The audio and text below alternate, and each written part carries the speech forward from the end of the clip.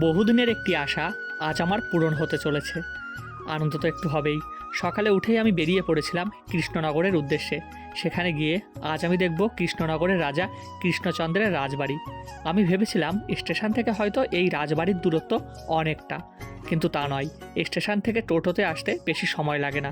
বাইরে থেকে তেমন বোঝাই যায় না যে এখানে একসময় রাজা মহারাজারা বসবাস করতেন।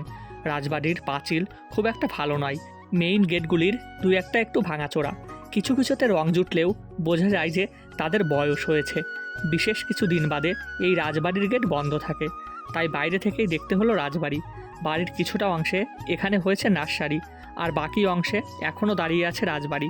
তাতে বসবাসও করছেন তাদের বংশধরেরা। তাই ইচ্ছা রইল একবার ভিতরে গিয়ে রাজবাড়িকে চোখের সামনে দেখবার। আর যারা যারা জানো এই রাজবাড়ি বছরের কোন কোন দিন খোলা থাকে, তারা কিন্তু অবশ্যই কমেন্ট করে আমাকে জানিয়ে দিও।